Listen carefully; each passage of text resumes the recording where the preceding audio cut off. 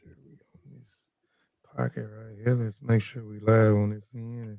Get it in. All right. It says we live. All right. We'll be right back.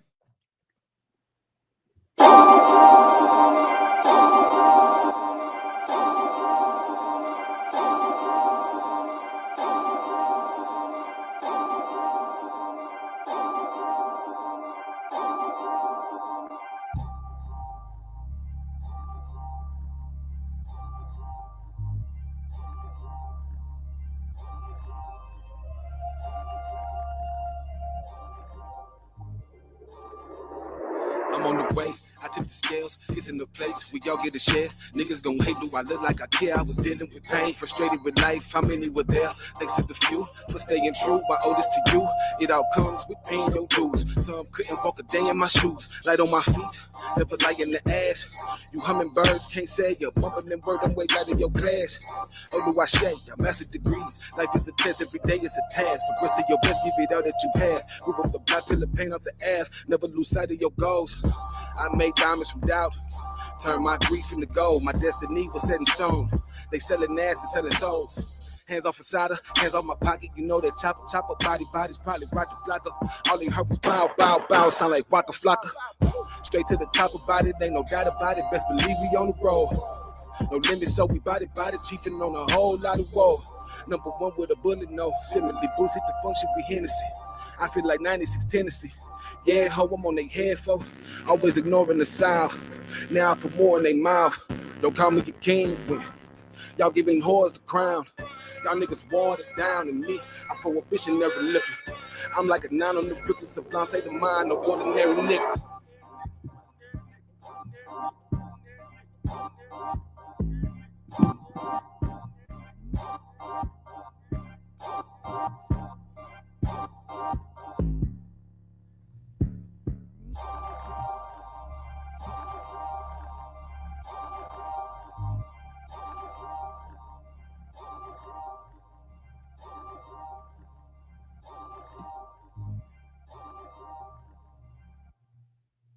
All right. Peace and Black African Power. Welcome back to the Warrior Scholar Podcast. I am your host, Kofi Piesie. I am a writer, an author, a publisher, a podcast host, amongst other things. I also have a special guest host in the building as well as guests for the podcast today. But Obi, could you please briefly introduce yourself, my brother? Appreciate it, brother. Brother Obafemi, Kinsie Delele, artist, MC, organizer, father, brother, you know what I'm saying, urban farmer. Yo, just a hard-working brother, man, for our people, for African people. No doubt. All right, Brother Olu Ase, can you briefly introduce yourself? Peace. My name is Olu Ase. I'm a cultural architect, griot, father, multifaceted, founder and owner, original man. Peace to y'all. Thanks for having me again. All right. So before we get into the interview, y'all know I always have to go through my definitions of what a warrior is, just some simple definitions of what a warrior is, what a scholar is, and from my perspective, what a warrior scholar is. So a warrior is, I'm blind, y'all, too, I'm telling you. A warrior is a person who is engaged or experienced in warfare, broadly a person engaged in some struggle or conflict.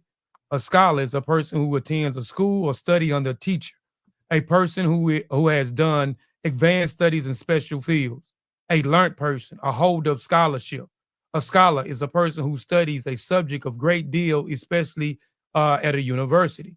My perspective of what a warrior scholar is when you combine both of the words is someone who is well-studied, waging war against mistruth, pseudoisms, and willing to stand on the battlefield against institutions and platforms that promote that. A warrior scholar is someone who is on a mission for the truth, for accurate and sound information. A warrior scholar is one who is disciplined, good characters, morals, and willing to fight back against those who use information dangerously. That is what a warrior scholar is. And today's guest is definitely a warrior scholar. He is definitely boots on the ground. He is definitely trying to liberate the minds of our people. So, as this being the Warrior Scholar Show, this is a question that I ask every guest that comes on the platform. Um, who are some of Olu Ase's warrior scholars? Who are some of those who have influenced you on your journey?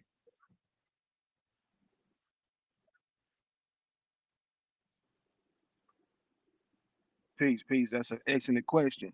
Um, Warrior scholars who have influenced my journey are Garvey, Delaney, Malcolm X, Clarence 13X, Kali Muhammad, George Jackson, Bob Marley, Dead Prez, Osada Shakur. Those are just some of the people that come to mind and being influential. Um, yeah, Okay. I could go. We could spend the whole interview just going down the list of the influences, but I think some of those are key for me. Most definitely. Most definitely. Can't go wrong with none of them neither, man. None of those. Um, but how you want to do it, Oba? You want to kind of go bounce back and forward? I ask the question, you ask the question, or it's because it's your show too, brother. It's your show too. So, Yeah, man. That's cool with me. yeah. Yeah, that's cool with me. And you can go wherever you want to go. Because I don't follow the script. They one lined all the way down, but you can skip. Whichever one pique your interest. You want to, you want to jump in. Just go shoot for it. Yeah, yeah. Um, so hold on for a second. All right, so being that being from Houston, how has you know where you from played a role in um your musical influences to produce the type of music that you do. You know what I'm saying? Like being from Houston, but with Houston being Texas, you in the South, like how does that play a role in your sound, your content?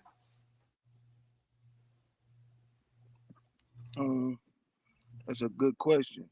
Um, Considering the history of my city, and a lot of its prominent, uh, predominantly black neighborhoods, the sound has always been a fusion.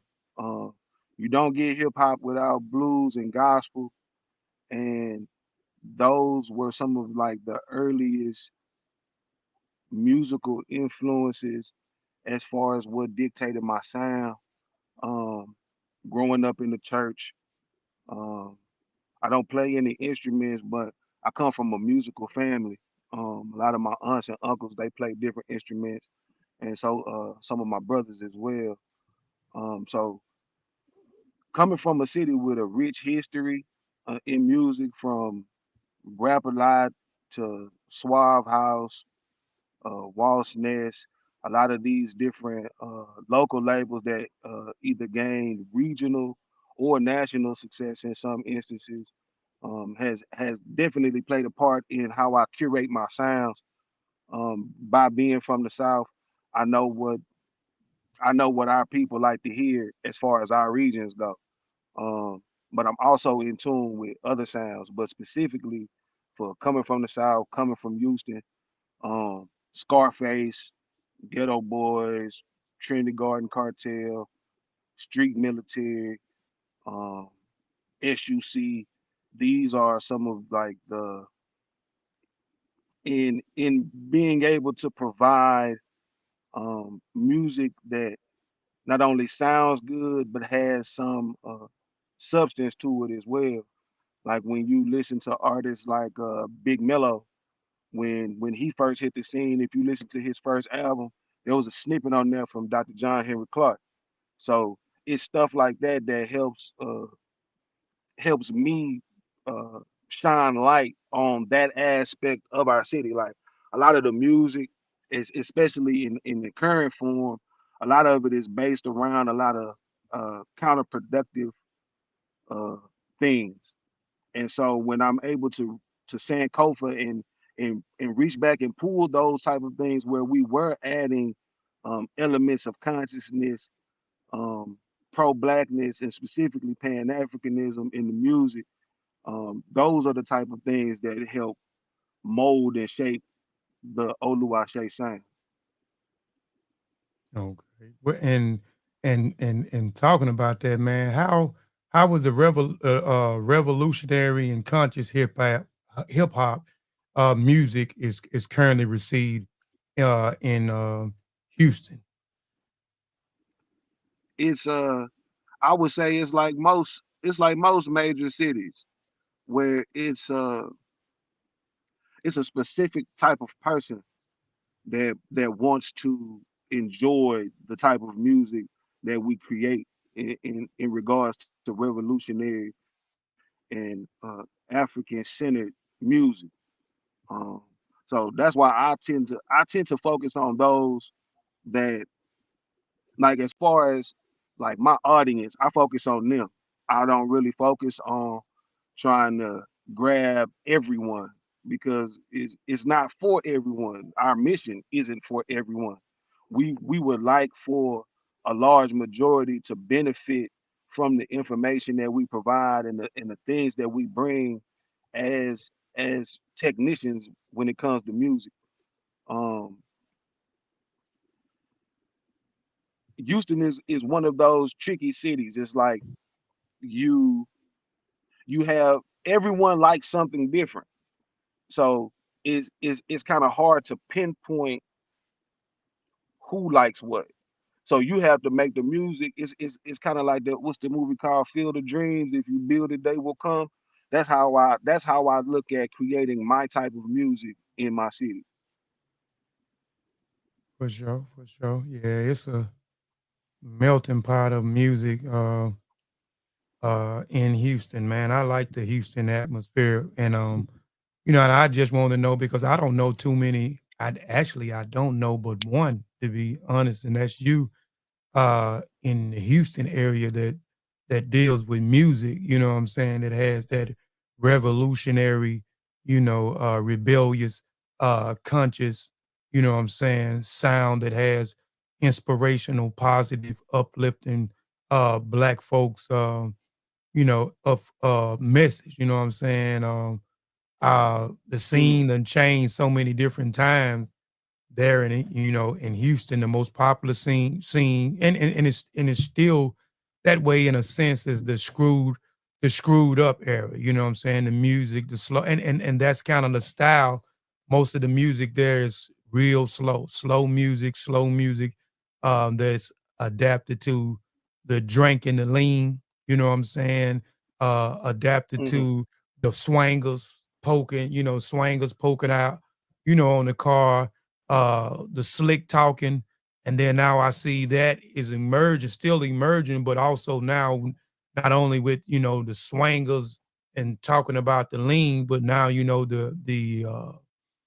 the swag braggadocious era. You know what I'm saying? And we get that from Sauce Walker, and a few other of other people in that area. So but I can keep going. The music done change. Even when you get to uh Michael 5,000 watts, when Mike Jones, that style was similar to the screwed up, slowed and chopped, but it had Hmm. its own style. So, I would just that was just a question for me, man, because I was just interested are there any others, you know what I'm saying, besides Olu Ashe that's, Oh yeah, most oh, definitely.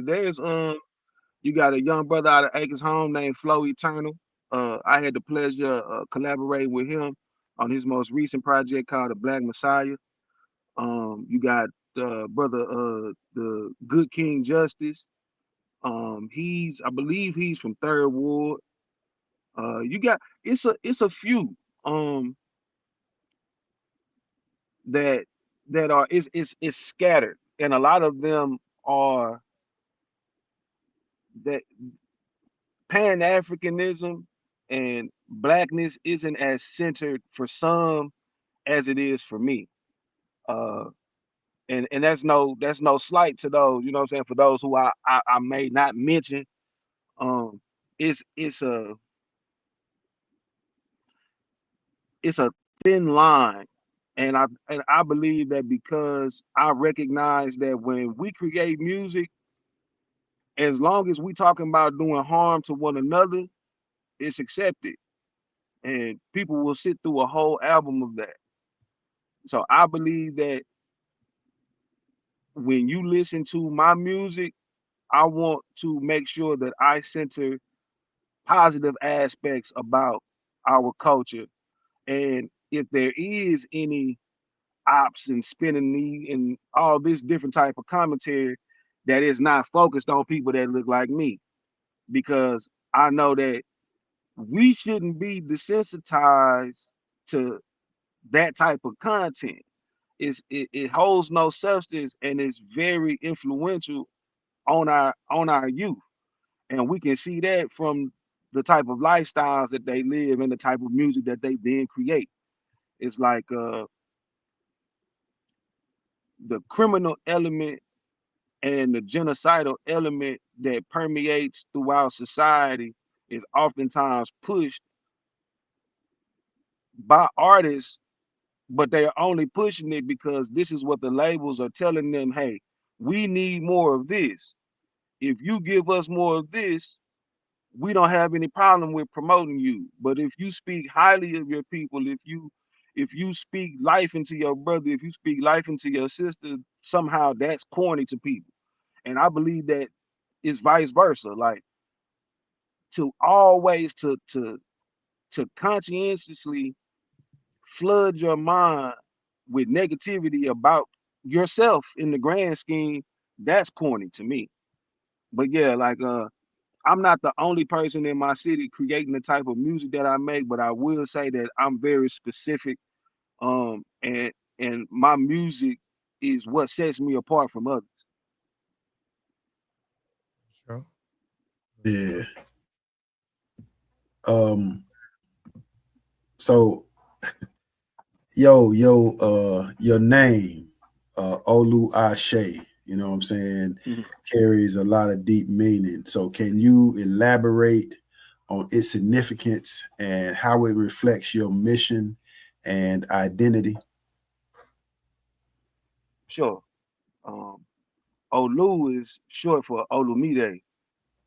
It's a Yoruba name, which is translated as God has come. So Olu would just be short. It'd be God or Lord, depending on the context.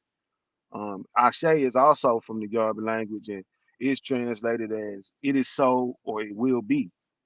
So for me, my name is more so of a mantra. I believe that is power in the tongue and what we call ourselves. So in being able to translate this energy and essence, I I associate it with soul and spirit. So when someone says Olu Ashe, it's like saying God, it is so, or God, it will be. So that's for them and me. It's a reminder for me that I carry a lot of weight and responsibility with utilizing this name in my content. Um, it's also a reminder that the God within is always active, and it will encompass everything in its proximity.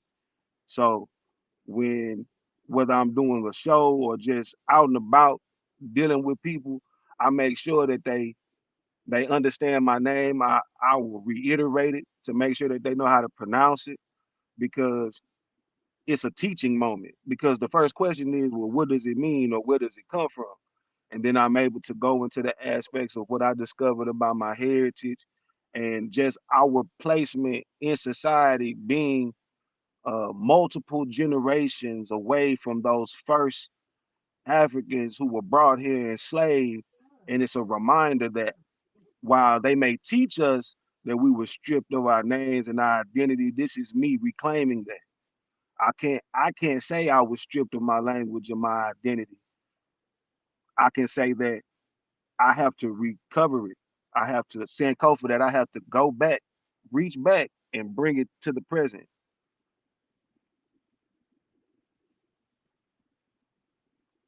No doubt, man. It's powerful.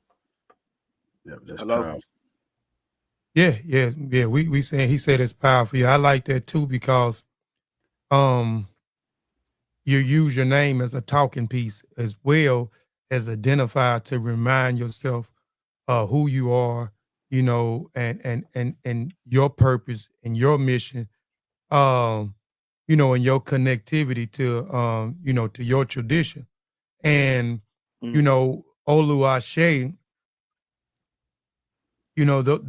those names I keep talking about this, and because it's important because it's a part of our culture when we talk about the rites of passage. And, mm, the rites of passages, one of the rites that a lot of people skip is the naming right, right? And the naming right is very right, right. important. And that was just talking to Obi about it too. It just keeps this topic just keep coming up about the names. So it's important in our culture, what I'm saying, on what we name our children.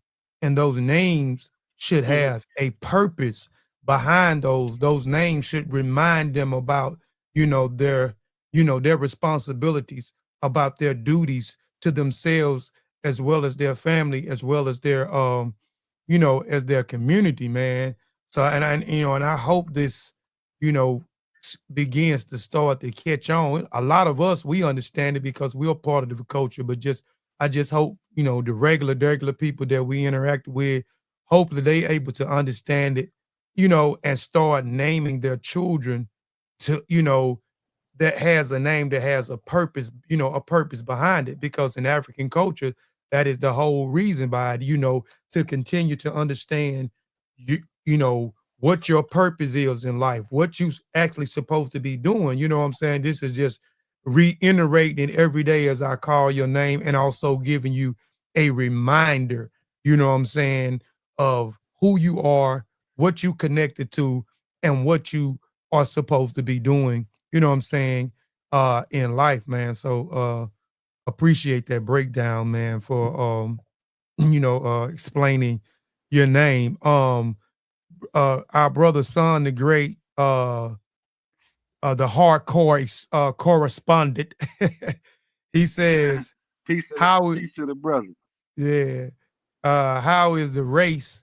How is the race relationship between pro-black Pan Africans and Mexicans in Texas? Hmm. That's a that's a good question. And I would say that it's interesting to say the least, because there there are different types of Mexicans, and I'll explain what I mean by that. Um, you have those like the people in Guerrero that are of African descent, um, of mixed African descent, but a lot of them present as black. They acknowledge their African ancestry. Um, and you have those that present as Spaniards. Um, those who actually know the history about how Spain colonized Mexico know that Spaniards are just Spanish speaking white people. Um, so when you come across those who do acknowledge their African descent, it's really a sense of connectivity there. Like, they understand the similar struggle. Um, if they are not a part of any type of organization, that has like race separation, they don't get ingrained with that concept, because a lot of people don't know that most Hispanics who may have found themselves incarcerated in the U.S. system oftentimes align themselves with white supremacists. So when you deal with people who may present themselves as like, well, I'm black like you, like, nah, your black might be a different type of black, because all skin folk ain't kinfolk. Um, and even just with the concept of pro-black and pan-Africans, for me, in a grand scheme of things, I've learned that there's a slight difference between both groups. So if Brother Sangiata was saying like pro-black pan-Africans as in one phrase, then it's it's give and take. Like you have those people that are part of organizations about freeing the land and things of that nature. They get along with us just well. Like a lot of them would be um, brothers and sisters in a similar struggle. Although our plights are different, we all have one common enemy.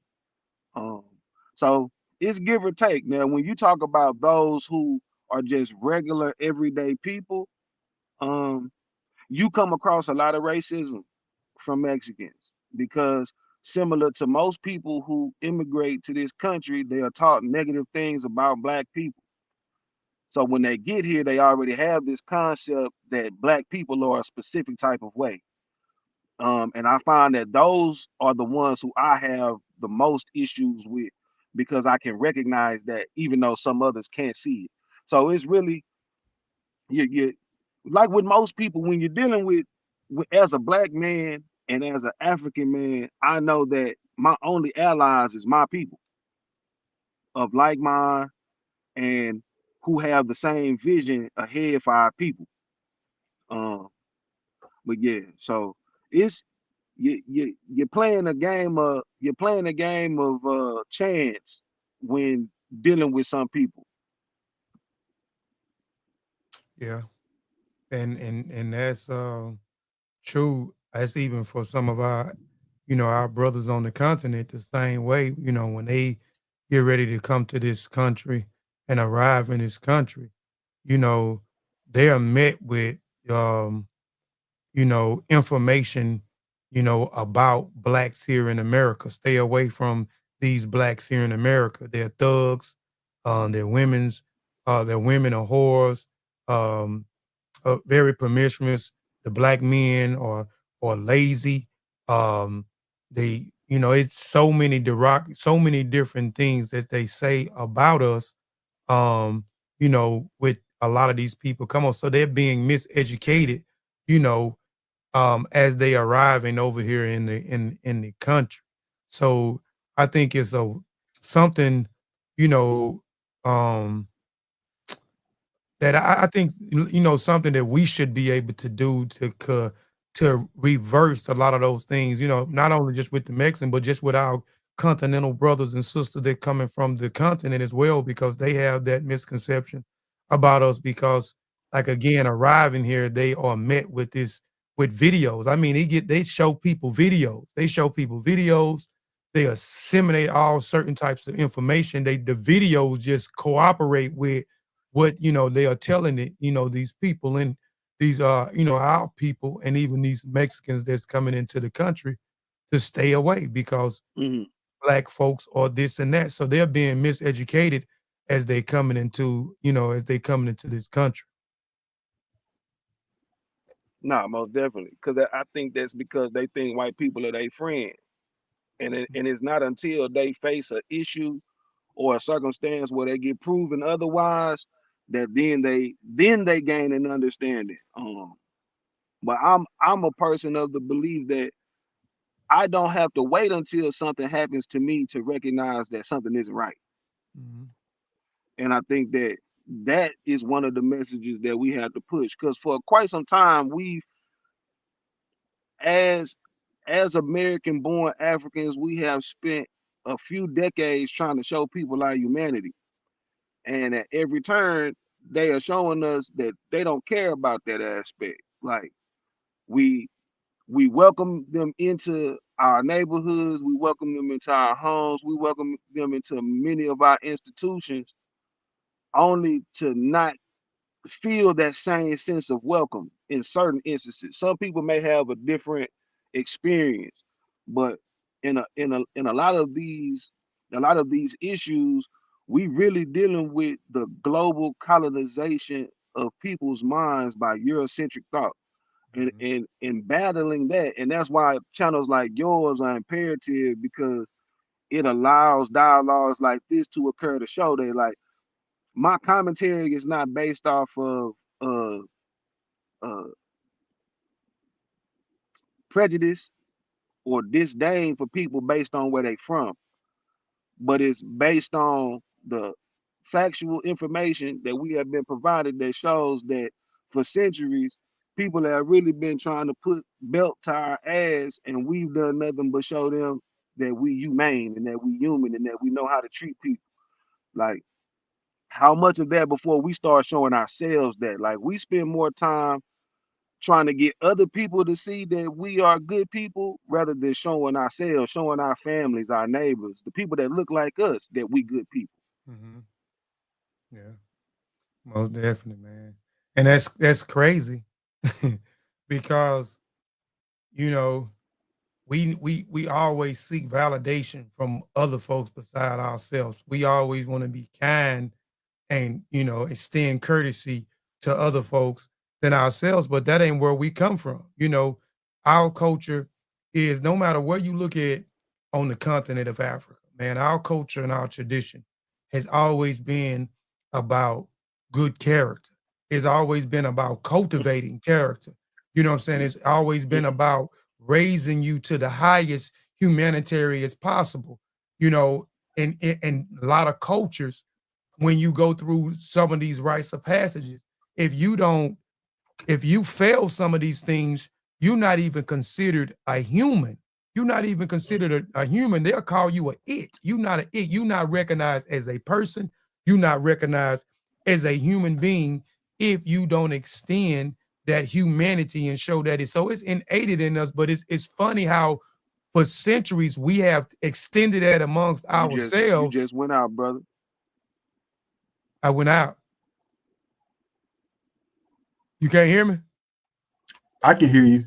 You I can stop. hear you now. Okay. That's my connection. I'm way out. I'm way out in the boonies for real, for real, for real. Okay. Okay.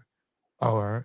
And so it just, I was just saying, it's just funny how for centuries, man, we have been extending that humanity toward each other, you know what I'm saying, and seeking validation from each other, you know what I'm saying? But now it has changed, and now we don't seek that humanity from each other. We're seeking humanity and validation from other people that don't look like us, and other people that don't like us, and other people that don't understand us. That's crazy. Right. Yeah. Yeah, that external validation, man, is I just think it's connected to that sense of value or worth within ourselves. Like, so when you are thoroughly miseducated, and lacking confidence or lacking awareness of self-identity, you got to replace it with something. So that outside validation helps to provide value. You know what I'm saying? So if I view Urugu as being in control, well, if they value me, then it means something to me. You know what I'm saying? So that I feel better about myself, because at least they love me, even though my own folk don't love me, but they love me. So we Right. we fall into that trap. You know what I'm saying? But it's systematic. Like, it's not accidental. It's systematic. So For sure. For sure. A No, sickness. definitely. Yeah. So I mean, we gonna get back into questions too. I meant to tell you to, and that, okay, and that's a reason too why you got your camera off, man. It's all good if you got it off. I just always like the camera be on so you can be more connected to the listening audience, or the audience that's viewing. But if you, I know if your internet, if you way out in the boonies, you probably got it off because it's probably gonna eat up some of your bandwidth on your phone. Yeah. I'm gonna make sure I pop in and out as far, Mm, you know what I'm saying, to make sure, I can see the people can see yeah. me.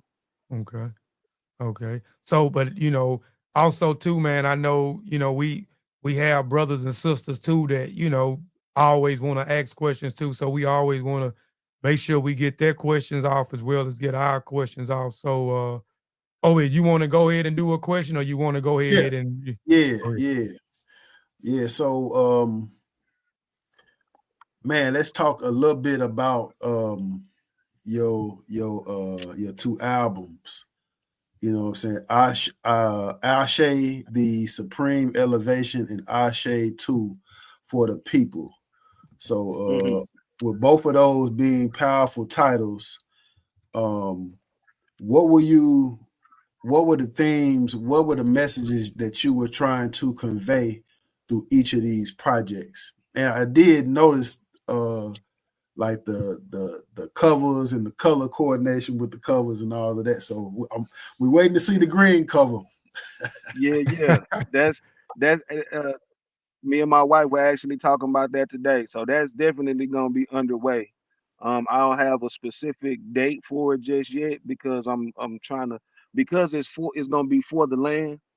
I want to make sure that um it has the sound that I'm looking for, because I want to make sure that for each project the theme has been associated with the UNIA ACL flag and what those colors represent. So with a supreme elevation, that's the first Ashe. It's the red tape. It's for the blood. That's the it represents the essence and the life force. Like this was my first project as Olu Ase. I was recording under a different name when I was younger, and I outgrew that name. And bringing uh, bringing a new sense of the things that I learned and my mindset during the time and up until now, it has been to showcase the African and the African American, so that people really don't get they don't get it confused as an identity crisis, so to say. Like, I'm not acting like this is my music. For those who actually know me, my music is right on par with what they expect of me and what they know me for. Um, so with creating Ashe, the main theme was to show the connection, the birth. That's why I start off with the first track being titled Ire, which means blessing. So I'm stepping in, giving you a blessing, and then we'll proceed. So I also try to make that a theme by incorporating titles from different continental African languages, Yoruba, Igbo, uh, Swahili, and others will be implemented. But I'm saving those for Ashe 3 because it ties directly into what my initial plan was from the gate. It's like with Ashe 2, it's for the people.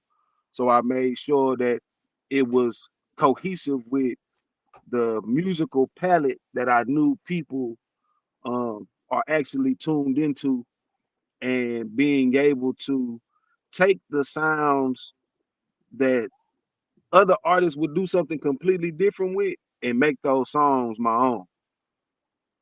So you get poetry or spoken word mixed with lyricism and standard MC and wordplay on songs like Lavender.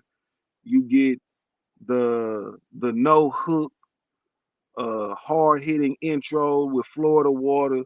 Yes, sir. You get laid back aspect with Orisha because of what it represents and symbolizes. Um, Songs like The Hinges represent that rebellious spirit. Um, That's my because joint right there, bro. yeah, say I had a blast making it because I knew that it was gonna take some time for people to actually tune into the lyrics because out of the songs on Ase 2, I would say that's probably the one that has the most bass heavy instrumentation, Man, and it's a slight dedication to Jordan Davis, the young brother that was killed in Florida because his music was too loud. Uh-huh. So that's why I make sure your system loud as hell when you play this. Like yeah, man. that's too. I could tell you, hey, let's do this. You know what I'm saying? Let's buck against the system. But I could just give you simple instructions. That's easy for you to do, and it still encompasses the same idea, which is you can't tell me my music too loud. This is my music. And then when I turn this up and you hear what this person is actually saying, you'll see why I'm playing this so loud. It's to reinstill that sense of pride that was given to us through certain types of music. Like when Pac made Keep Your Head Up, that made you feel better about yourself rather than bad about yourself. Um, when you think of James Brown, I'm black and I'm proud. Like these are the things that music is missing, like that cultural pride that a lot of people claim to have, but when they listen to RBG music, they listening to it on 5 in their car. But when you listening to something else, you got it on 40. Like, no, there's no need to like blast this like you blast anything else. True, Mhm. true, true. Yeah. That I was telling before you had hopped on, I was telling Obi, um, I had I damn near jammed that damn Ashe for the People album shit probably damn near 6 months, man. That's all I was ride to, man. Man, and I Yeah, appreciate yeah, Yeah, man. yeah.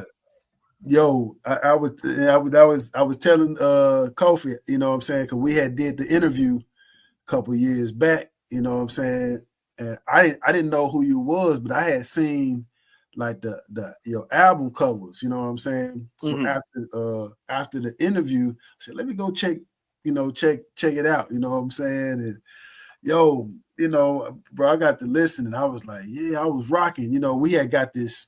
Me and my queen opened up a shop called Black Magic. We didn't shut it down now, but yo, so to open up the shop, bro, I'm playing your music like every day in the shop. You know what I'm saying, day after day. Hmm. You know what I'm Man, saying? I appreciate had folks coming in like, who is that? Who is that? You know what I'm saying? So yeah, bro, we definitely been rocking to it here, man. Yeah. that. Man, and Yes. I appreciate that. I'm gonna make sure that whether whether they are team RBG or not, if they are pushing for the liberation of our minds and bodies and spirits in an African centered way, it's necessary for us to like, hey, let me put you on this. Let me make sure that someone, hey, like, what you know about this type of Arkansas hip hop? What you know about this type of New York or Brooklyn or wherever the person may reside, or whether it's someone on the continent? Like, this is what Pan Africanism is. This is a unified push for a specific goal, and it's done so without compromising the musicality of it. Like, it's one thing to make, it's one thing to get on the microphone and rap. It's another thing to make the music actually sound good. It's another thing to actually pull these pieces together where someone actually enjoys what they're listening to. And I think that that's the thing that some may overlook, but I think that is the those of us that are actually pushing out music and bringing it to the public, we making sure that this is the thing that we're keeping this in mind. Like, it still got a jam, it still needs to be palatable in the aspect of what we're creating. Like, you don't just get to throw a bunch of words together and say like you're an MC. Like, you have to, it has to have some cohesiveness to it, and people need to leave from it feeling differently than they did before they played it. Mm. Yeah, yeah. Yeah. Most definitely, man. Your sound was refreshing to hear. You know what I'm saying? And I said I didn't, I didn't know. Like I said, I didn't know. I seen I seen covers on Facebook. You know what I'm saying? But I didn't know who he was, and yeah. So shout out to Kofi, because without Kofi doing that interview, I would, you know what I'm saying, I wouldn't have known. But I'm definitely glad he set that interview up, man. So I've been, everything you've been dropping out, you know what I'm saying? I'm like, yeah, let me go listen. I know bro got some heat he done dropped. So yeah, man. Hey man, appreciate that. Matter of fact, I'm gonna have an email for you. I'm gonna send you a digital copy of Solid. Because that's only I'm I'm I'm pushing Solid solely direct to consumer, because I feel like those who actually listen to my music deserve a reward. Like, you've invested in my music, you've listened to it, you've taken time to tell other people about my music. So this one is specifically for y'all. This one isn't going on streaming service. It has a few singles that I put on YouTube, but as far as like Apple and things of that nature, like, nah, I'm not. I won't be sending this through distro. This is going directly to the people who actually rock with my music. No doubt, no doubt. Appreciate that, man. Yep. Rock, he got a question, man. Big Rock. He says, who are some of your hip hop and musical influence?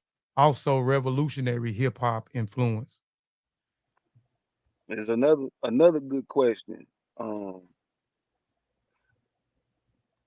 and see, and that's the thing. I think when it comes to, I'm gonna paraphrase it this way: when it comes to revolutionary hip hop, some artists that I view as revolutionary artists oftentimes get mislabeled as gangster rappers,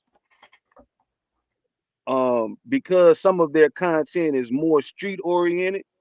But I feel like so I'll start off with this: Scarface, Nas,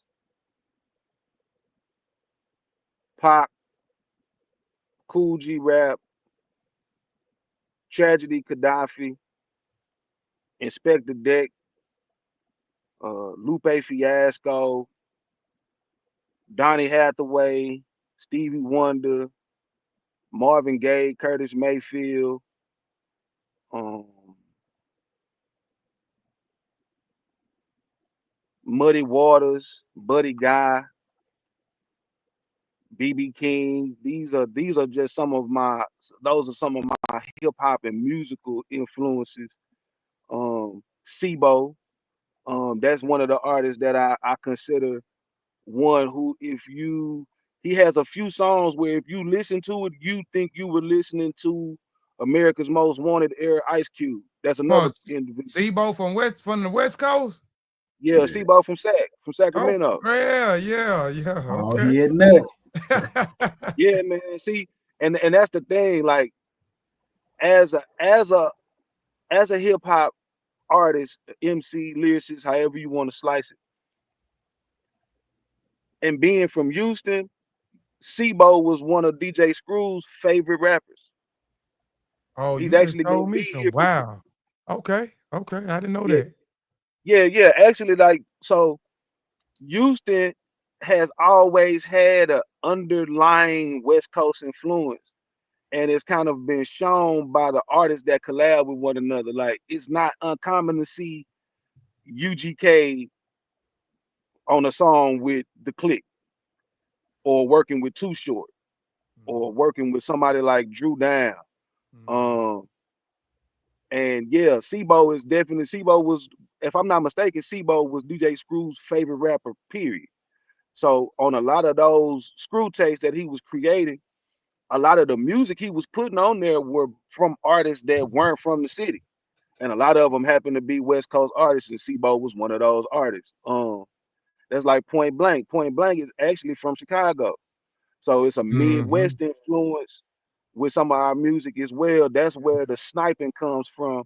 Although we didn't call it that, that's the technical term, or that's what the Chicago artists called it during that time frame. You know what I'm saying? Some people might just say, "Oh, that person raps like Twista," but they call it sniping because it's different techniques for each one. Like Twista, that's another person that I would add to my musical and hip hop influences. Um, Twista does something specific, but what Twista does, Wild Style from Crucial Conflict doesn't do it the same way, but they both rap fast. So it's different techniques to it. Buck from Psychodrama, Side Effects from Psychodrama, these are all people who have these different techniques, and like what Sunjiata just mentioned, like Zero. I like a lot of Zero's older music, but Zero is also one of those artists who adopted the Midwest influence on our city through the likes of Chicago artists coming here, like Psychodrama being on Suave House, influenced us and helped us tap into that music. If I'm listening to 8 Ball, so much drama in my life, and now I'm hearing these intriguing styles and this different type of slang, well, I could do that too. Like I could put my words together nifty like that as well. So, and Zero was inspired by an artist named Pharaoh from Street Military. If you never heard of Pharaoh, listen to Pharaoh's music and you will hear where Rose influence came from outside of pop from like 96 probably up until he started being more melodic over time. Mm, But as far as revolutionary influences, you got Paris, The Coop, mm, Dead Prez, um, and even and my comrades, the artists that you can hear my music alongside of, like on the RBG Gumbo mixtape.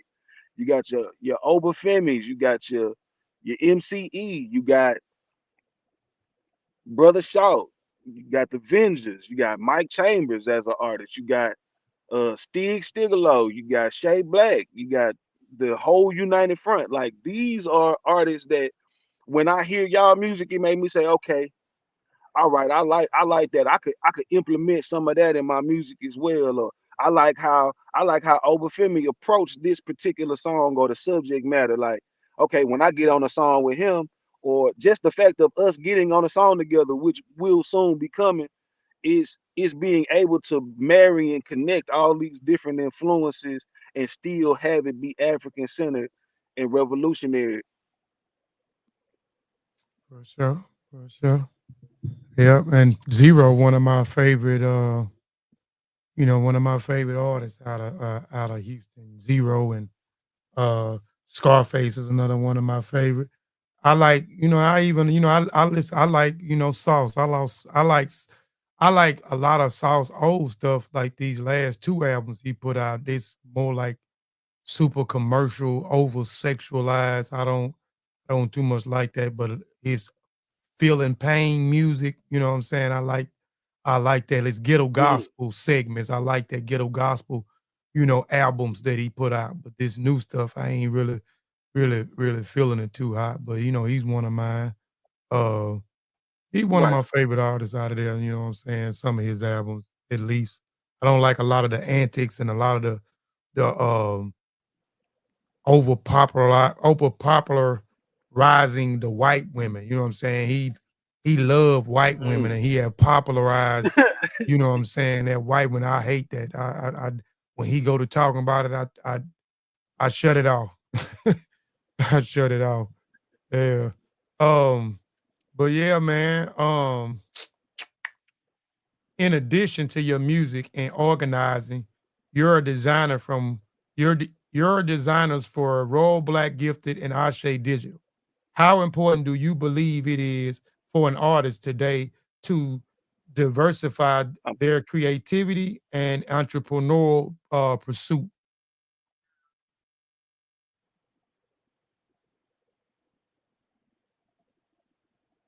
can you run the question back for me, bro? My Yep, system lagging on this side. It cut everything off you just said. it's all good. Yeah, yeah, yeah, yeah. In addition to music and organizing, You're a designer for Royal Black Gifted and Ase Digital. How important do you believe it is for artists today to diversify their creativity and entrepreneurial pursuit?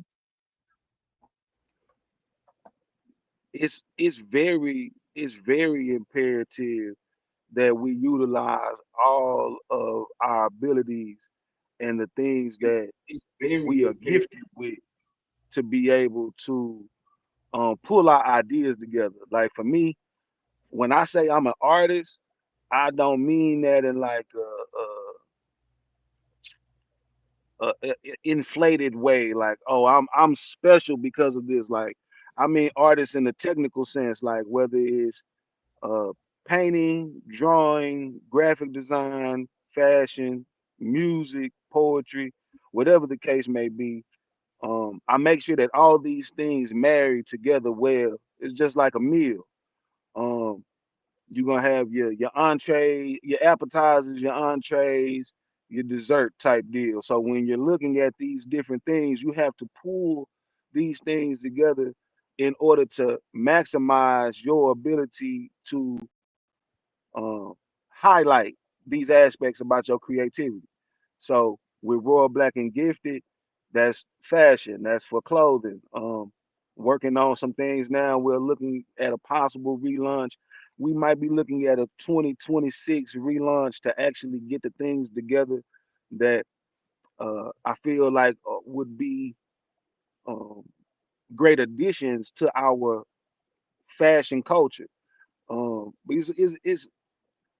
It's a lot of people making clothes, but it's not a lot of people making statements with those clothes, and they're just Yes, trying to sir. sell you something.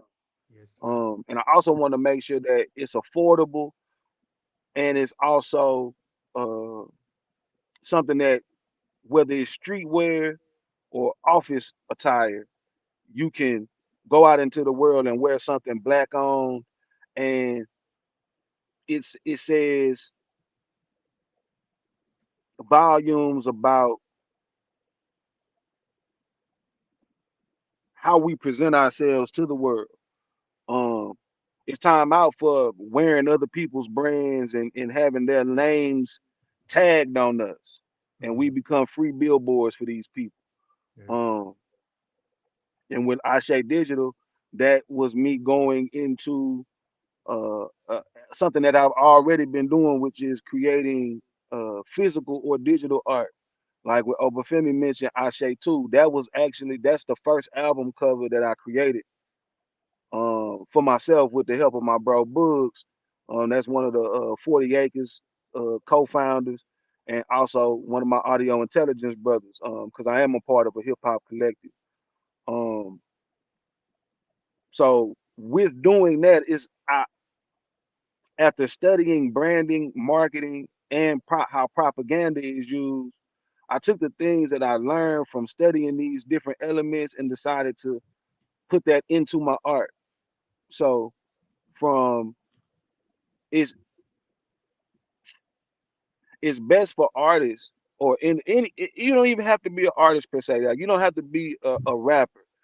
If you are someone who realizes that outsourcing creates um amount it costs a lot to do these things. And some things if you can do it for self, then you can do it.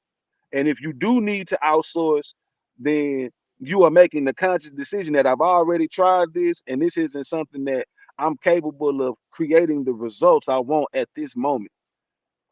So I may need to outsource with certain things. But if I can do things in-house, then I'm gonna go for that. Yes, sir. Now, yeah, outsourcing. Phew, I don't believe in that, dog. Yeah, I don't believe in that. And I don't believe in it. It's just my personal opinion. I don't believe in outsourcing this because I'm always on the go. I ain't got time to wait for nobody. I ain't got time to wait for nobody. I don't care because Mhm. your stomach hurting, you weren't able to do it today because you told me your stomach was hurting, you had to run. I don't care nothing about you overslept. I'm just being real. I don't care nothing about that. I want my stuff when I want my stuff. So, I started, the same thing, started diversifying my portfolio, but diversifying my portfolio in a way, in a sense that it connects to my company and connects to what I got going on. I was trying to find a book on one of these bookshelves. It must be out there because you mentioned sub branding and how important sub branding is, and then you talked about your digital Ase and your brand. You know, people wearing something that represents them. My Mboka family, I had a Mboka family connected apparel. This was an ideal with me and the principal, Alu Sambu, who is the principal of the Gaia Journal Skills Academy. I have a relationship with him and the owner in Sierra Leone, not Sierra Leone, Lord, I'm talking about Sierra Leone, but in Senegal.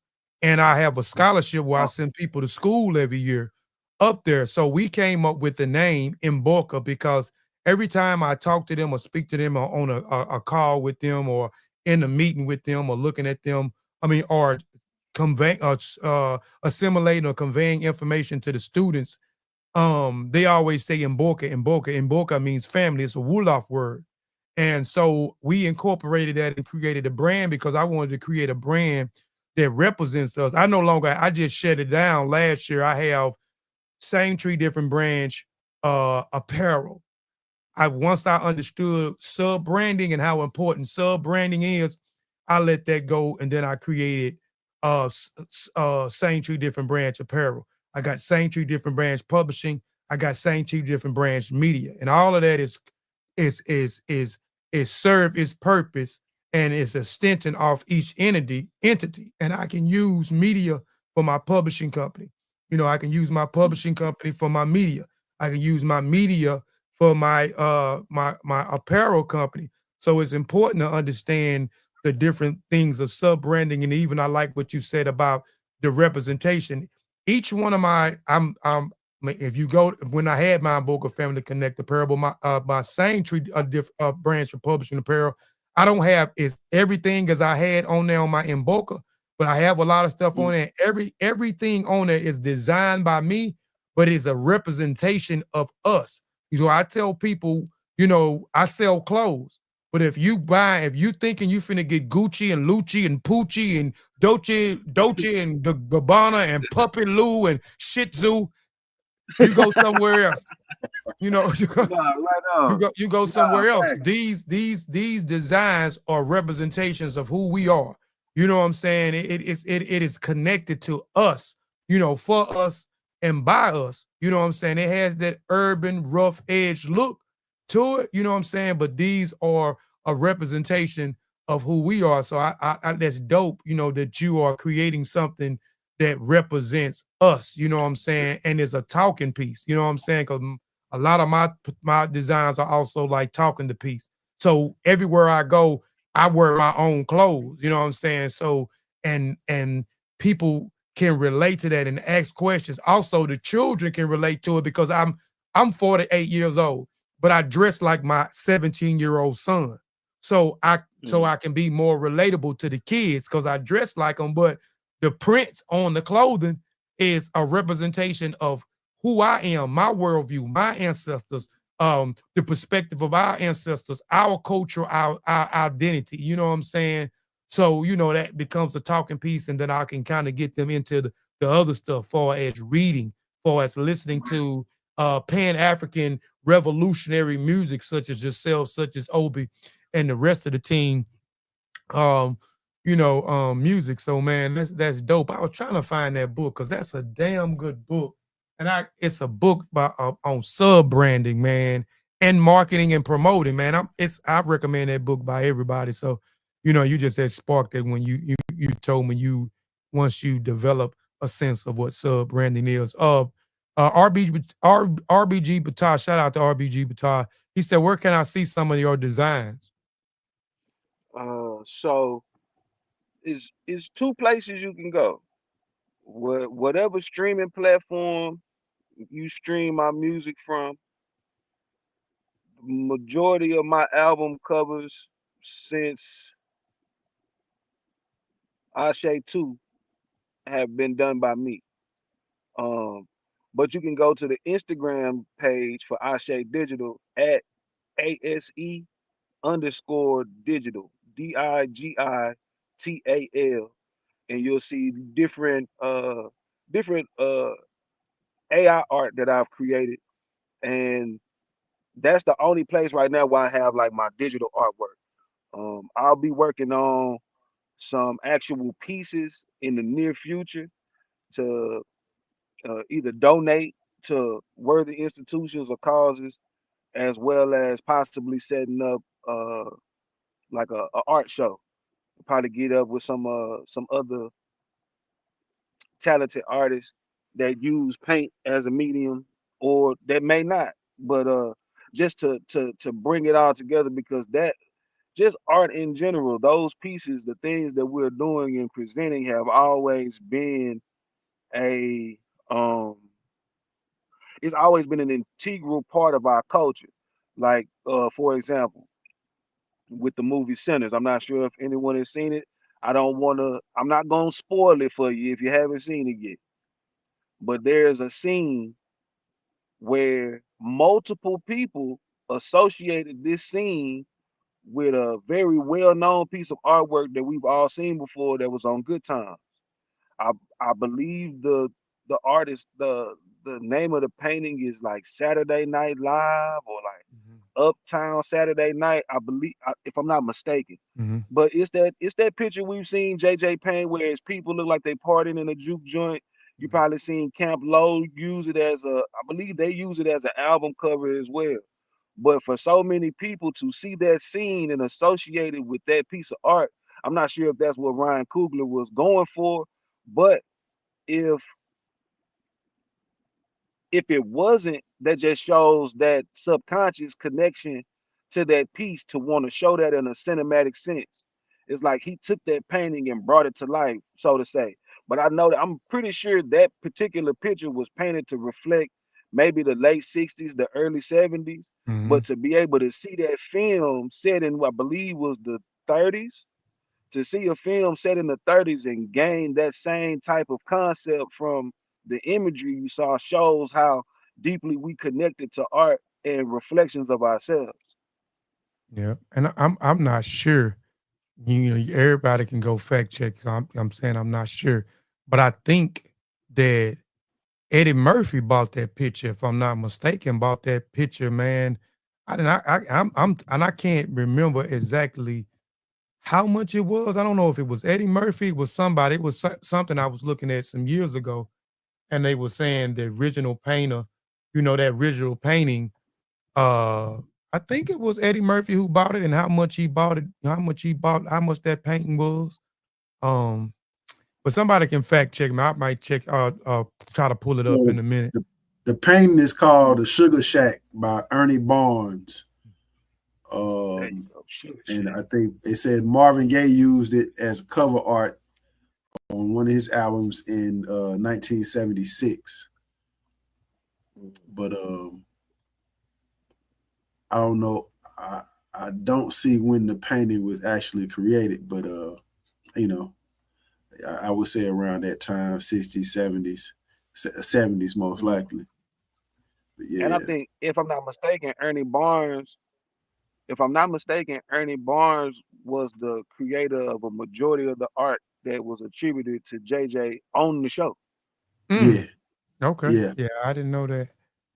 Yeah, because Okay. he has a very specific style and technique. Okay. yeah.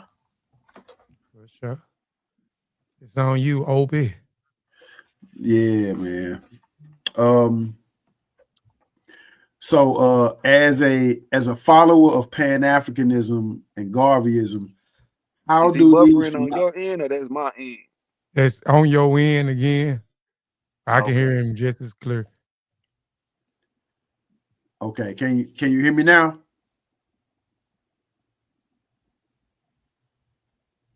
You can't hear him? No, I can't hear him at all. You can't hear me? I can hear you well, but his side, I don't know what's That's going on. crazy. Now you couldn't hear me a while ago, but you could hear him. Now you could hear me, but you can't. I don't You know, can, man. you can't hear me at Yeah, this all? technology for you, but we're not gonna let them interrupt this bill though. You can't hear me at all? That's No, he crazy. can't hear you at all. Yeah, that's crazy. And I'm What scared to about take. now? Can you hear me? I can hear you now. You clear now for sure. Okay. All right. Hey, bugging. All right. So, as a follower of Pan Africanism and Garveyism, how do these philosophies influence the lyrics, production, and the spirit of your music and your activism? Uh, they influence all aspects of my life to a high degree.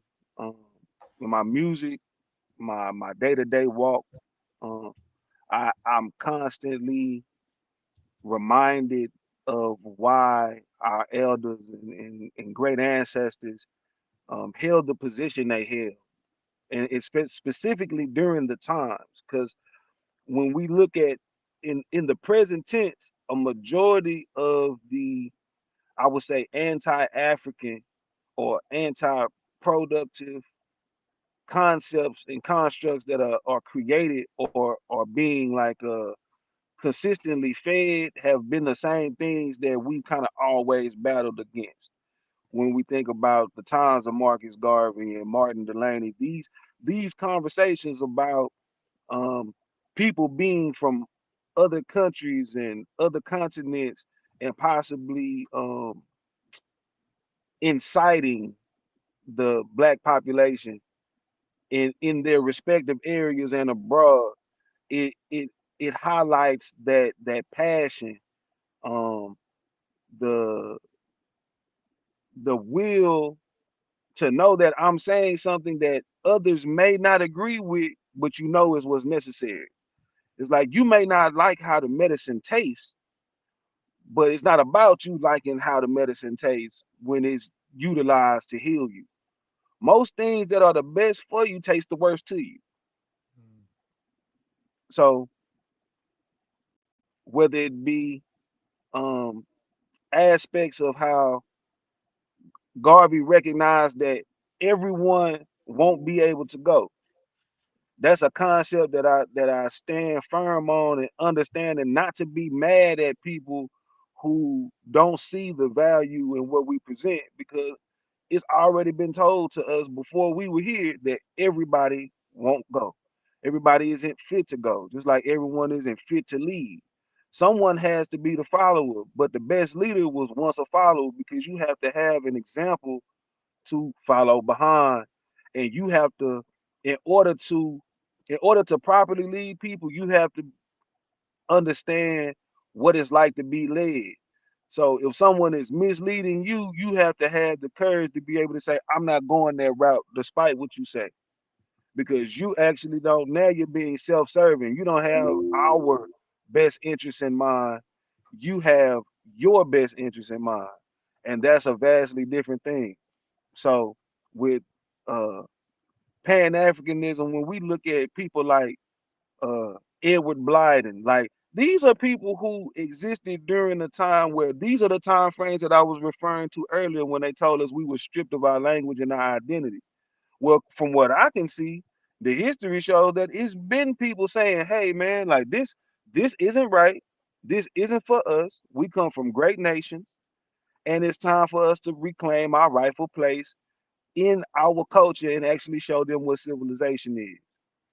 So Pan Africanism, Garveyism, pro blackness, all these things have a specific highlight, and it's meant for us to, and I'm gonna use this, and pardon my language, is for us to get our shit together.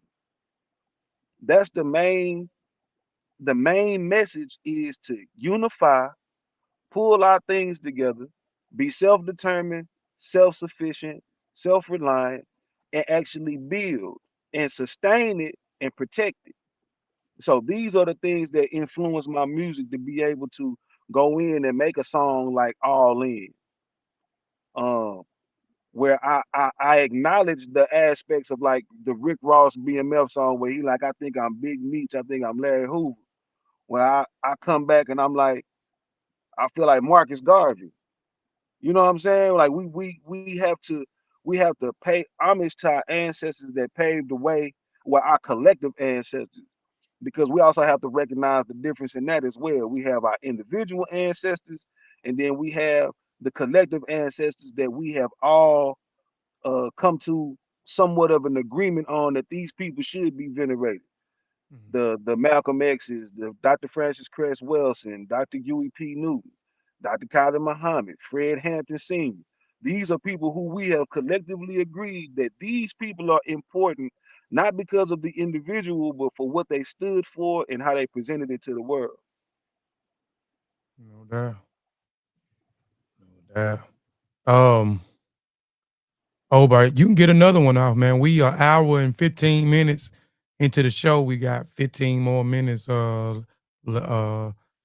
So I know you had like another question you wanted to ask them that you spoke on earlier. Yeah, man.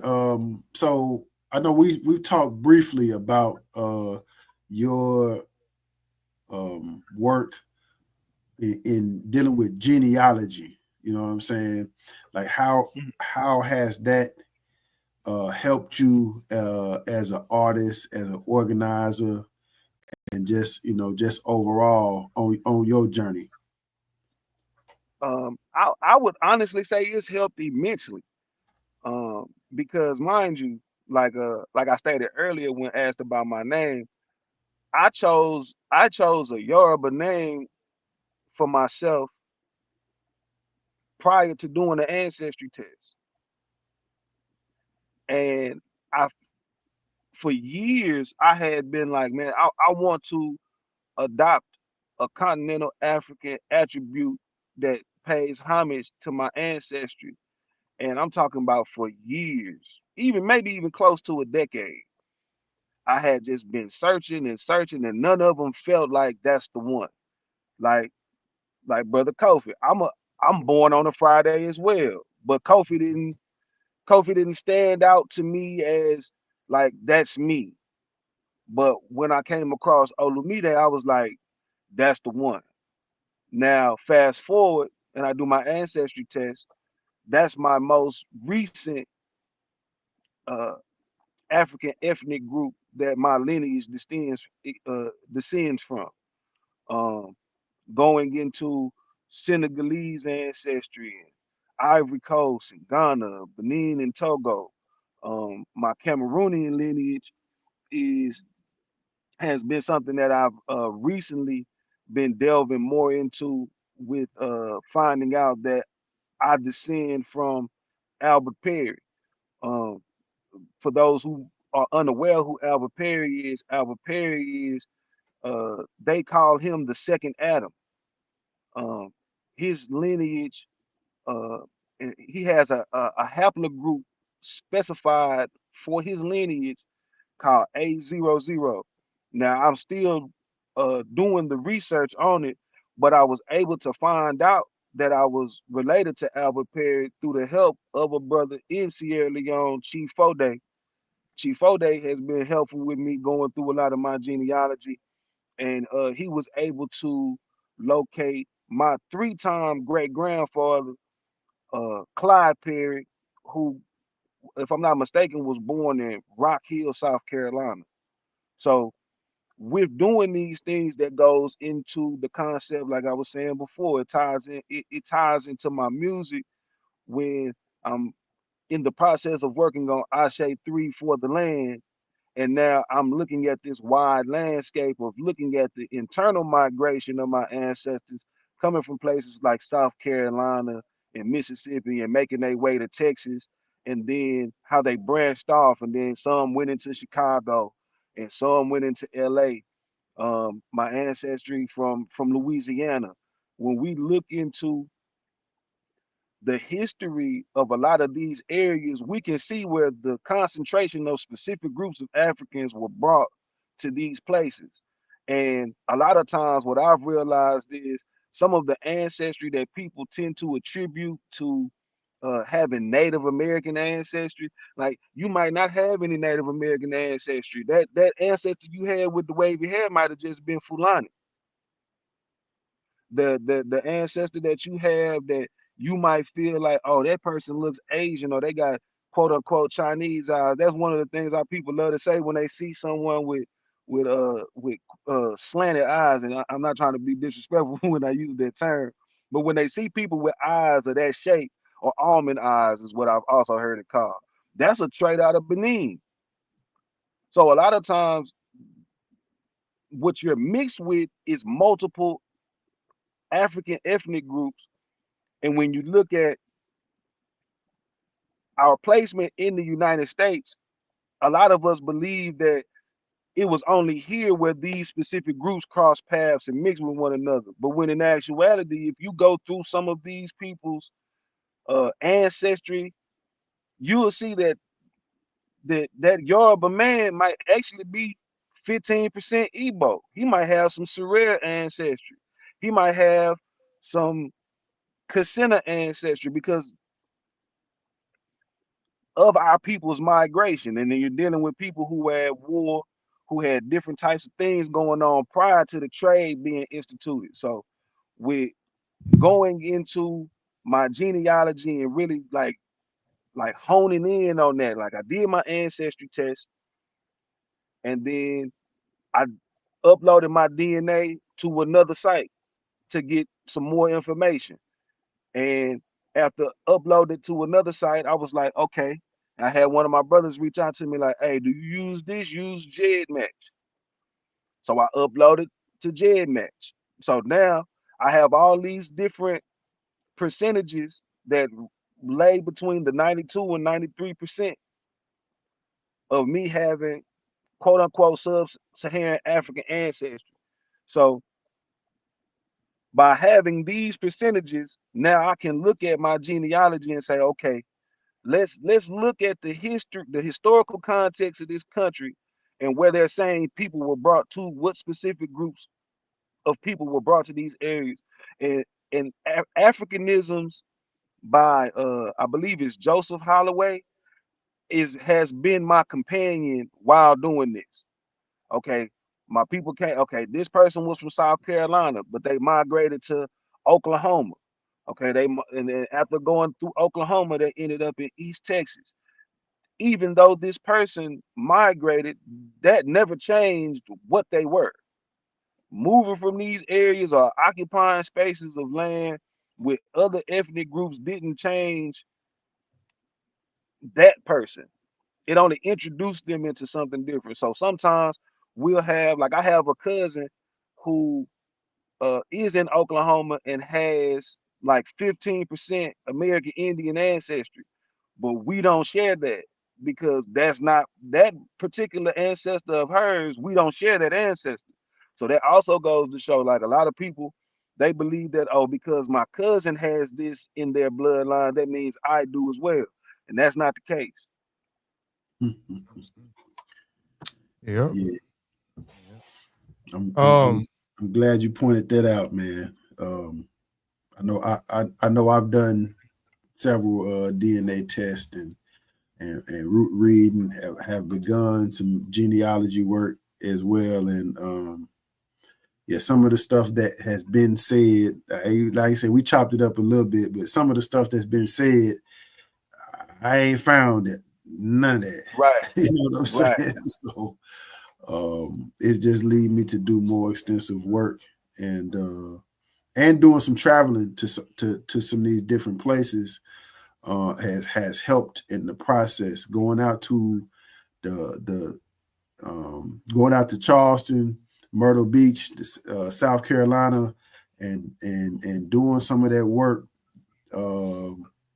I would say my queen is doing like field research into the Gullah Geechee, you know what I'm saying, culture. So that's been helping because a lot of people, I think, the perception of what the Gullah Geechee represents for the rest of us, and you know, so that to me that would clear up a whole lot of nonsense if people really go into that and look and see what that is.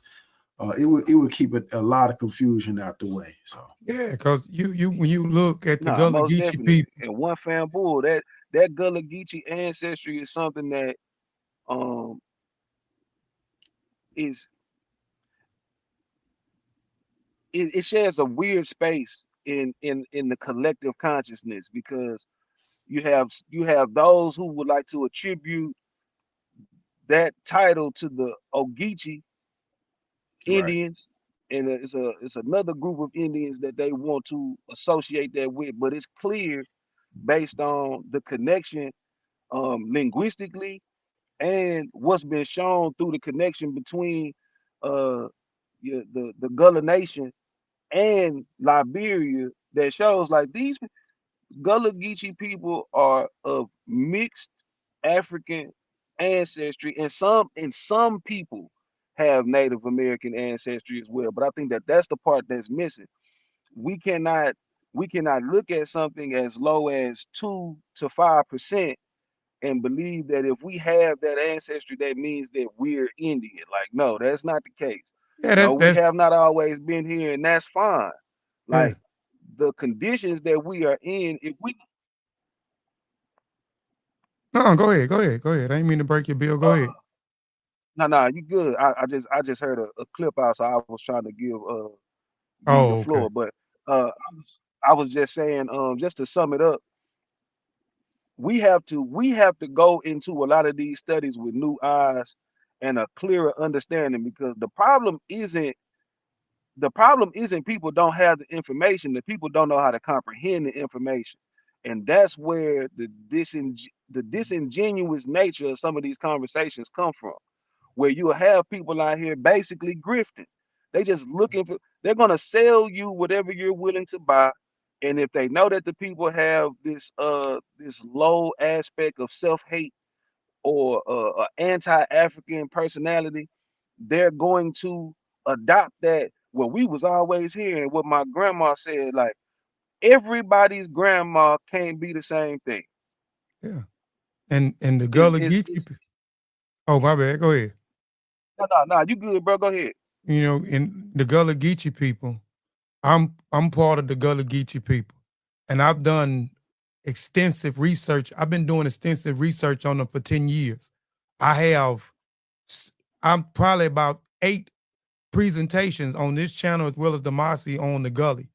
And the Gullah Geechee people is a mixture. You got the Kono, you got the Timni, you got the Gala, you got the Mhm, Minde, you got the mhm, Kono, you got so many different ethnic groups that came that came out of Sierra Leone, as well as people who were taken from other places and then embedded into Sierra Leone and then left and went into the island and then brung over here for a specific skill set. Because if you study the Gullah Geechee people, they have a skill set for cultivating rice. And when you mhm, look at the place in Sierra Leone and Liberia, those are sea islands. Those mhm, places are Right. particular for you to grow rice. So when Right. you go and study the sea islands in Atlanta and Florida, this why they was brung to those specific places on the sea island.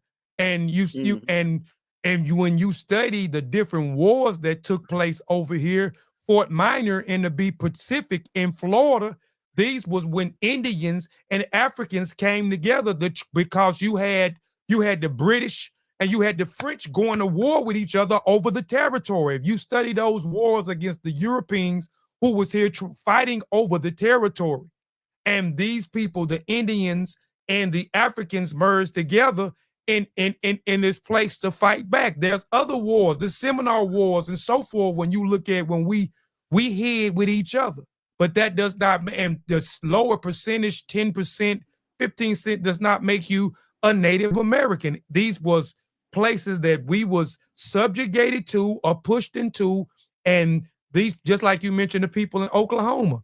There's so many different tribes, Native American tribes in Oklahoma. This is a specific reason why your cousin may have a low percentage of Native American when their people migrated into this area of Oklahoma. You know what I'm saying? You study Oklahoma, there is so many different Native and so many Native American uh, uh, uh, uh, reservations that's still there today. You know what I'm saying? And it's a strong heritage, you know what I'm saying, in Oklahoma today. So, you know, yeah, people just saying there's so many different things. Even when we look at it linguistic, when people talking about it's connected to one of the Native American tribes, there's a book by in the linguistics who studied these things for so many years and compared it that these where the word Geechee come from and where the word Gala actually comes from. And it has nothing to do with Native American ancestry at all. But man, we getting to the hour and 30-minute mark, man. Let's talk about, man, the team RBG, man. How you got involved with the team RBG Gumbo mixtape, and what was your process in behind going into um you know, selecting a song for that team RBG Gumbo mixtape? Uh, so the team RBG call to arms was put out.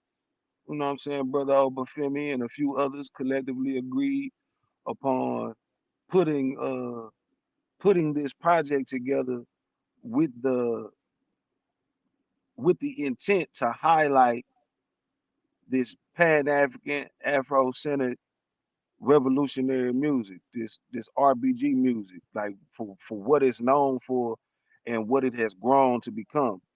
Um, I felt like Black Coffee was best suited for this first contribution because of its lyrical complexity, but its main point being that you can't water down what it is that we do. It's why it's no sugar, it's no cream. And considering how coffee was also one of those exports or imports that our people were used to cultivate, is also it's tying in multiple themes. Like all those themes are not covered per se in the actual content of the song, but the thought process behind creating the song and this being an offering.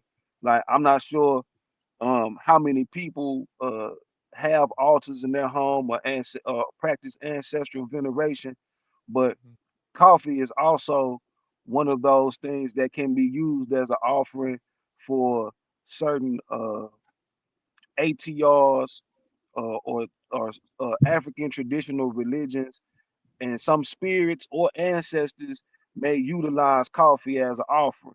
It's also something that represents speed. So typically, when used in certain workings, it's used to, and in hoodoo as well, it's used to speed up the process. So this is this was my a general, like a literal and figurative offering for me to be able to collab with like minds and provide something that I know meshes in with how we operate and move. Like we don't make weak music. I think that's the best way to say it. Like this, we don't make no RBG artist involved on the project makes passive music. We're not asking anyone to like us. We're not asking anyone to be proud of themselves. We're telling you what we are, and we're giving you the encouragement to be able to step away from aspects of shame and these different types of connotations that one might have about being prideful of their culture, and putting it out in a way to where you can get a song like Black Forces where Brother Shout is representing the musical stylings and context of where he is, as well as shining. Like I'm dropping little gems on you. Like I gotta give it to you in a way that you don't feel like you're being preached to. And that's the way that our music best translates. You know what I'm saying? When you get songs like Terrorist by Brother Oba, you get uh Cocked in the dissonance. the Vengeance record. Say it again, bro. Oh, nothing. Go ahead, man. I'm just rapping. Go ahead.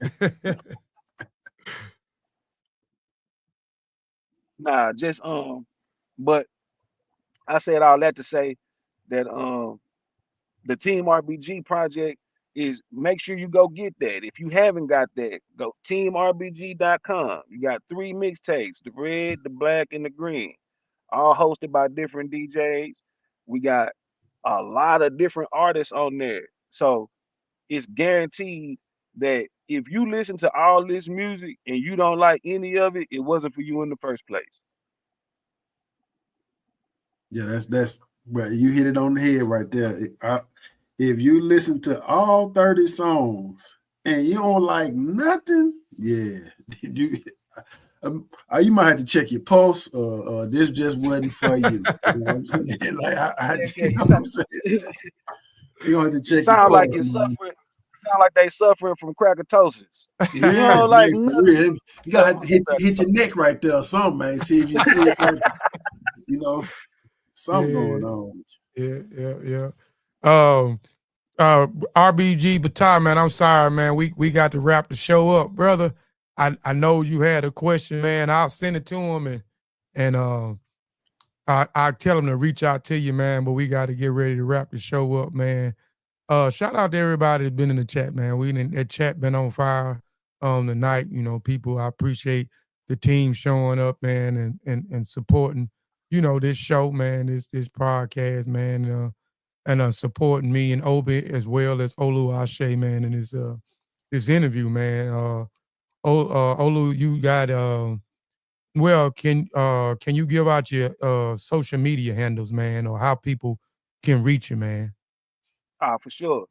Um, if you on Facebook, it's OLU space ASE for IG, Twitter, and most of my socials is at OLU underscore ASE. If you follow me on Twitter or X, whatever they calling it now, follow me on that, IG, Facebook. You can stay in tune.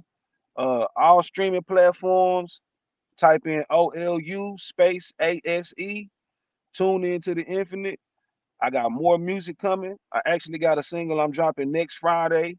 Um, yeah, called Black Wave, produced by Frank Mintz.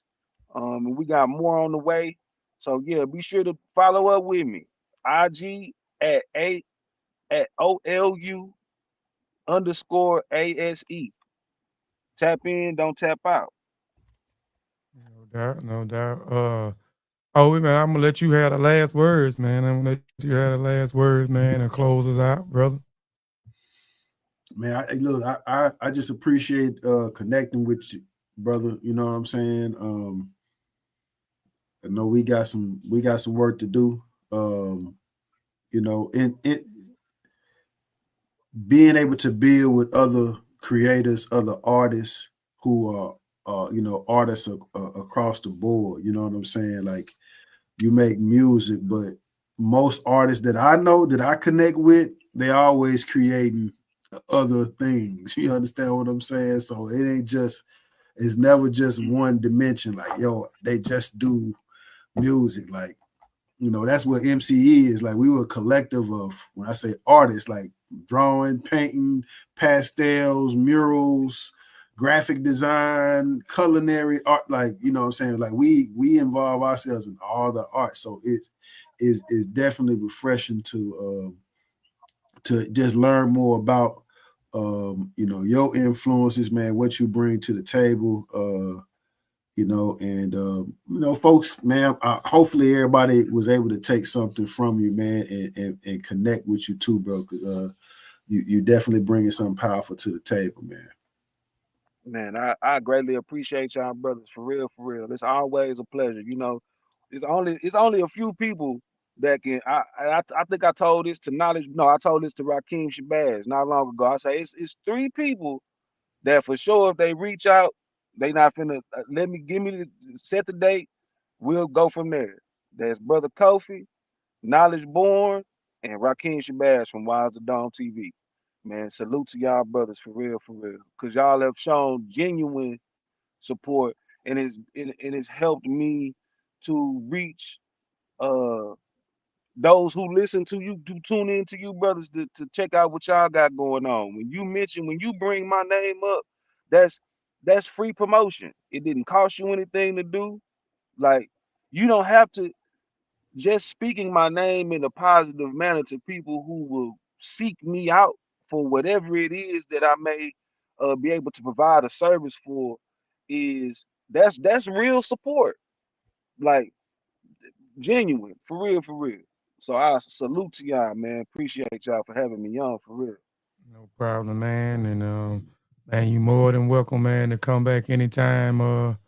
You get ready, man. I enjoyed it. I enjoyed the last interview. I enjoyed this interview, man. So salute to you, man, and everything, man, that you got going on. And if there's anything that you need from us, man, that we can help you with, man, just shoot, we're a phone call away, man. Just reach out, man. And if we able to do it, we gonna make sure, man, we able to lock in and get it done, man. Nah, for sure. Yep, yep. Well, all right, y'all. We out of here, man. We'll see y'all back here tomorrow. We'll be back here tomorrow at 6 p.m. Central Standard Time with our Black Fathers committee interview. We'll have myself, along with another guest host. That's Son the Great. That'll be his second one. I want to try to make sure I came up with the idea on Jakeem's show about, man, that'll be dope. And I'm like, yeah, that's what I'm gonna go ahead and do. We spoke about, just having some more of the team, co-host on some of these great interviews that we got going on. So we'll be back tomorrow. Y'all tap into that. I'm excited about that interview as well. We got some more interviews lined up to the end of the month, man. So peace, man, and Black Power, man. A biddy for Houdier. Yeah, race first, man, and we'll see y'all tomorrow. We'll leave y'all again with this fire song, Solid, by our brother Olu Ase. Race first.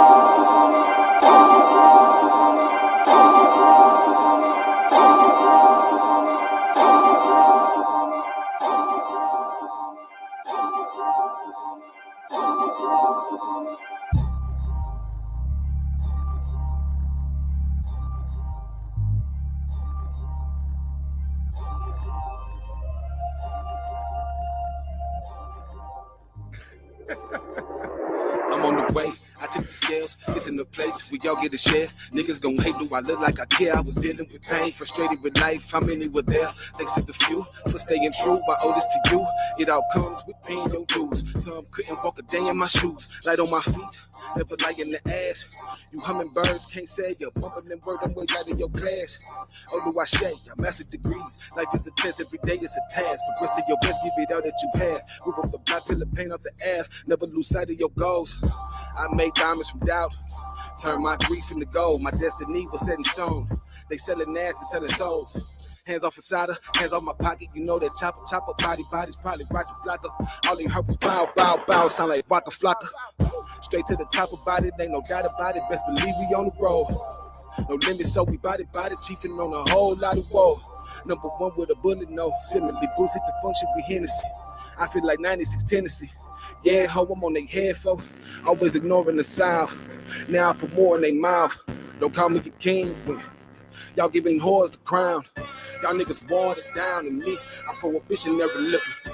I'm like a 9 on the grip, it's a blind state of mind, no ordinary nigga.